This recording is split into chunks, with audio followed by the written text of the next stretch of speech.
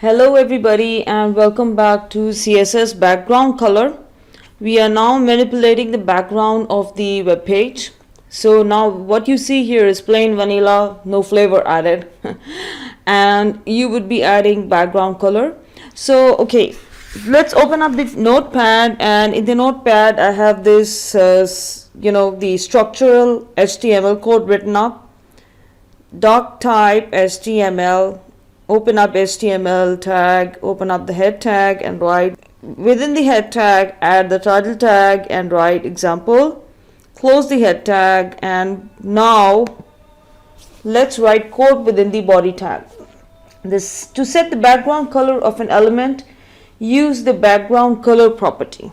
Okay, and this is very simple again, but you know what, the more you know, the more possibilities you're able to the more possibilities you're able to examine, more possibilities you're able to play with.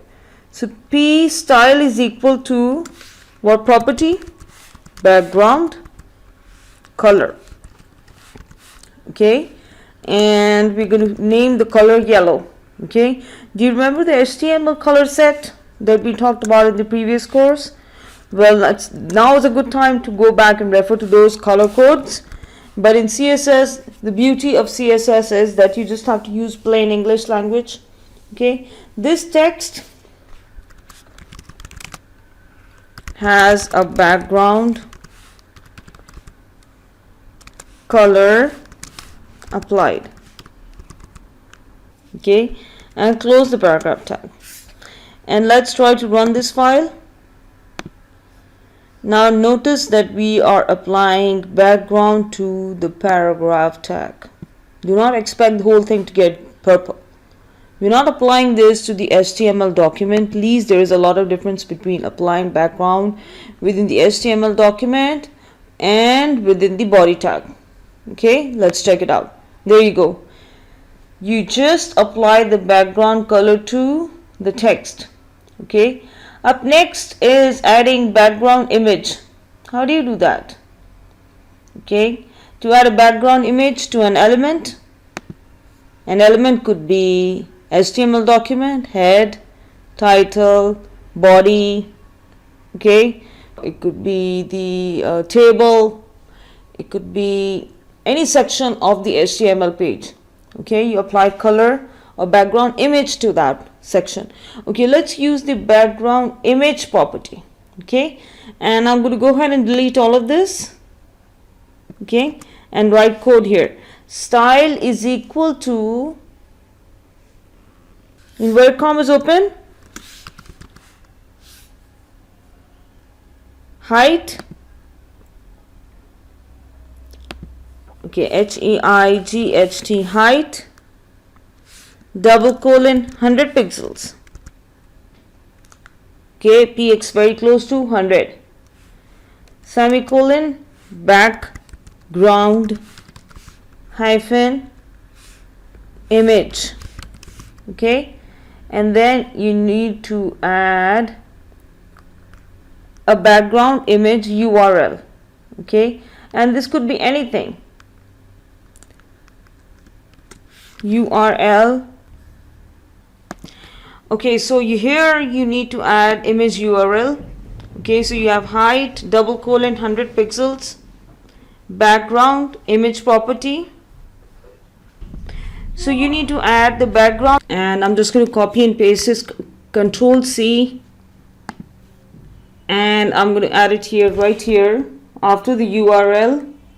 You need to open the bracket, and within the bracket write Control V and close the bracket.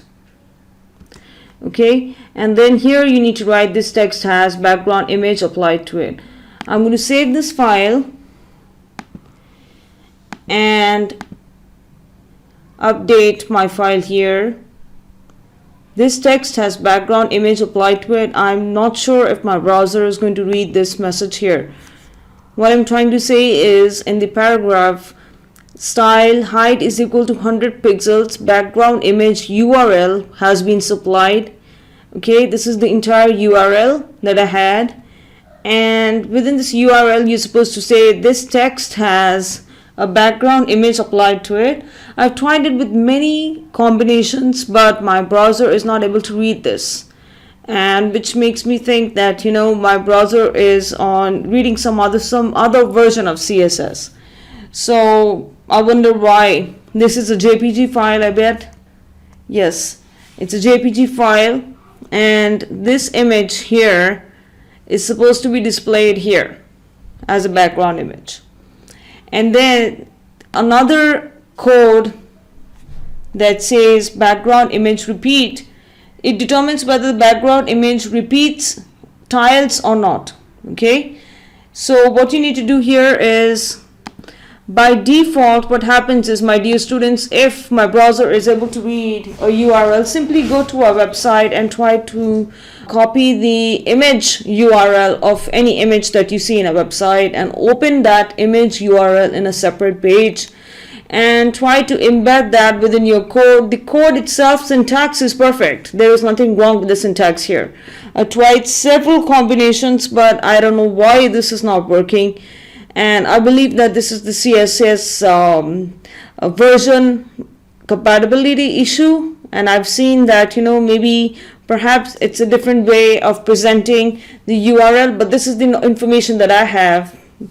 The basic syntax looks something like this, that this is the size, render 100 pixel size of each of the image that I've selected, and then by default it's going to tile across the page, like one image here, one image here, one image here, one image here, and so on. It's going to tile, and that's by default.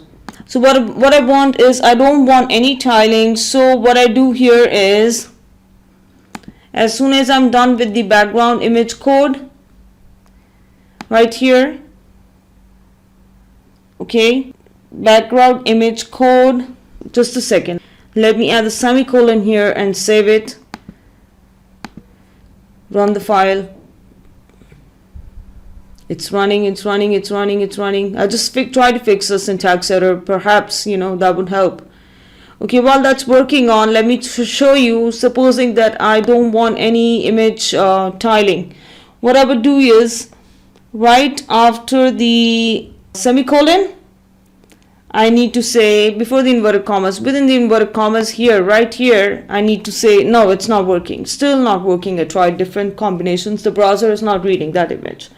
Anyway, I am sharing the syntax of adding background image to your page. Okay, and I'm going to look at, I even tried with what we call local files, but my browser unfortunately is not reading this, but that's fine. The code is with you. You can try it out, and if there is a combination that works, please email me, or just send me the code in the what we call the chat area under the YouTube in this video. So background repeat property will come to your rescue. Background repeat, okay, no repeat, that's what it's supposed to say. No repeat, semicolon, and file, save. Run this again. Okay, I don't expect much action here. Okay, there it is. It's not being repeated, but it's not showing the entire file. Okay, it is showing 100 pixels of this file here, which means there is a chance of it working. Okay, I don't know why this is showing up like that, but guess what? This is not that big an issue. I can try this entire code with different images and try to see what happens. Okay, this background image has, this text has background image applied to it. So the text is right here and the background image is applied, and it's supposed to be behind, but since this is black, you feel that this is superimposed, which is not the case here. But anyway, this is the syntax, and it's the correct syntax. So you have the background image property, you have the background background repeat property, and then you have the background position property. Okay, background position property looks something like this. You just position the image right here. For example, next to the background repeat and then you say no repeat. Right next to it, after the semicolon and before the inverted commas closed, add this property called background position. Okay, right, 100 pixels. This is the position on the page, 100 pixels, 100 px. Okay, this background image is positioned. I'm going to show you. I'm going to write a self-explanatory text. This